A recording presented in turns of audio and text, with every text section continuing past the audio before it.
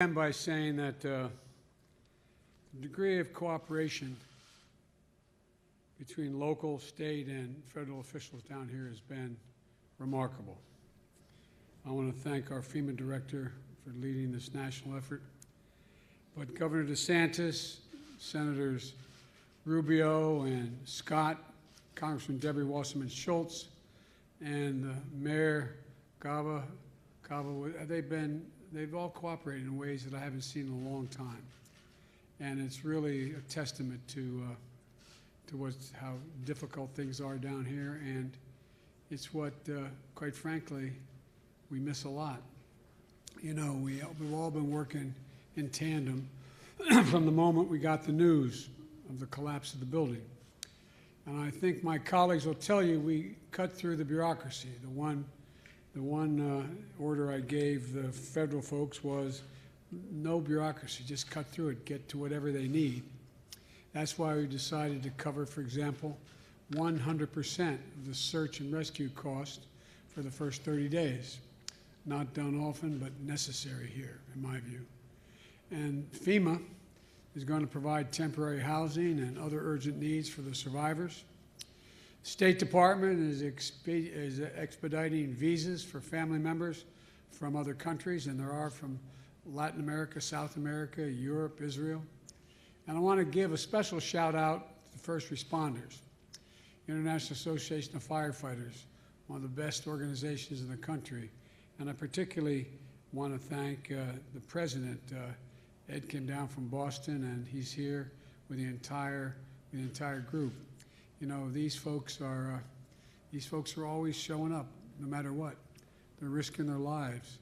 You know, there's that old expression, I know the press that travels with me is tired of hearing me saying, but I'm not tired of saying it. And that is that old expression, God made man, then he made a few firefighters.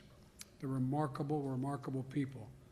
They're always risking their lives to save lives, as well as the police and other first responders. I got to meet with a whole bunch of them. And we're able to deploy nearly 500 personnel, including 5 other search and rescue teams on the ground today here because of our FEMA director ordered it. I want to compliment FEMA, and I might add, all those folks are risking their lives to save lives, but also holding out hope that those will be found. Hope springs eternal. When I talked to those first responders, I pointed out that they're under a great deal of stress, and we should take advantage, they should take advantage of the mental health facilities that are going to be available because, you know, we talk about our military suffering from post-traumatic stress. Well, seeing what they're seeing, doing what they're doing, understanding how much trauma is involved, I just don't want them thinking that they should walk away from help if it's needed. You know, they stand together, and it's really impressive. And there's also the need, in addition to state and local assistance, to determine the cause of this collapse and the adjacent buildings, how safe they are. There are 2 outstanding concerns. First, the remaining buildings may collapse. The remainder of the building may collapse. We need to determine if it's safe for first responders to return to the site to continue their rescue mission. That's being done right now, and that's why I asked the National Institute of Standards and Technology, NHTSA, to investigate to see if it's safe to go back and what caused the building to collapse in the first place. Because we're committed not only to recover, but to restore the safety across the board. But the other reason I came down was to meet with the families. The whole nation is mourning with these families. They see it every day on television. They're going through hell. And those who survived the collapse, as well as those who are missing loved ones. I realize I'm a little late because I spent a lot of time with the families, a whole lot of time. And I apologize for taking so long to get here because I thought it was important to speak to every single person who wanted to speak to me. So after what you all covered when I opened up the meeting, I spent the remainder of the time, and such incredible people. I sat with one woman who had just lost her husband and her little baby boy. Didn't know what to do. I sat with another family that lost almost an entire family.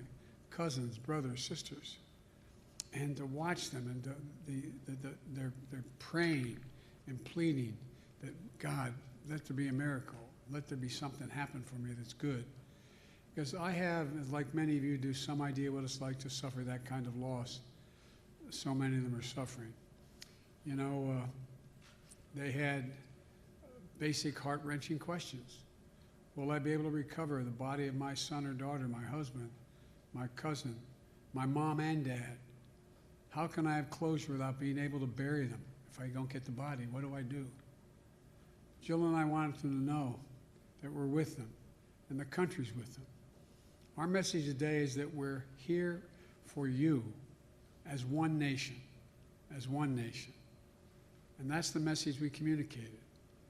We'll be in touch with a lot of these families continuing through this process. But there is much more to be done. We're ready to do it. And again, I thank the governor. I thank my colleagues, Senator Scott and Senator Rubio. I thank Debbie Wasserman Schultz for their total, complete cooperation. There's no disagreement, no bickering. Everybody's in the same team. It's what America's all about. It's about pulling together, leaving nobody behind. And that's what made me feel, the one thing that made me feel good about this is the cohesion that exists. There's no Democrat or Republican out there. They're just people wanting to do the right thing for their fellow Americans. So may God bless the victims and their families, and may God protect our first responders. And I'll take a couple questions right now.